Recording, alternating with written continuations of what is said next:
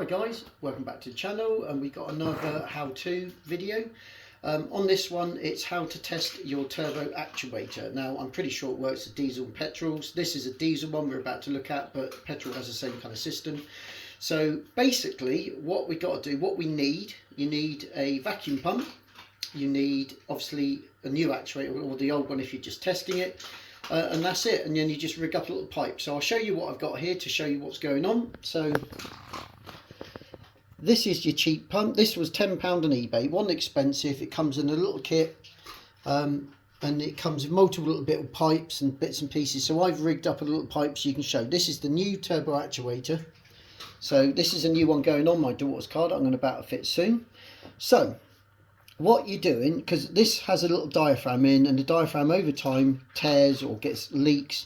So to test it, obviously you set up a pipe, but on the car you'll have the little rubber vacuum pipe coming off of here. So you take it off the N75 valve and you plug this onto it, and all you do, you just pump this, and you can see the valve going up, the actual gauge going up, and it's holding pressure. So you can see there, that's holding pressure. That's new. So this is new and it works. No loss of pressure. Now if you look at the actuator here, if I press the button to release the pressure, there it goes. So if I do it again, I'll pump it up, you see it coming out, that's holding, and I press it and it comes back in. So that obviously is working. Now on your old car, on your old actuator, all you've got to do is do what I've done here to the one that's on the car, and if you pump this and it doesn't hold pressure and it doesn't hold the vacuum, then your diaphragm's blown. It's as simple as that, and all you have to do then is replace.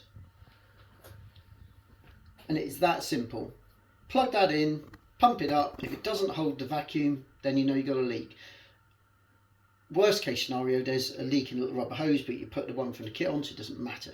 So it is as simple as that. So like and subscribe, see you in the next one. Cheers guys.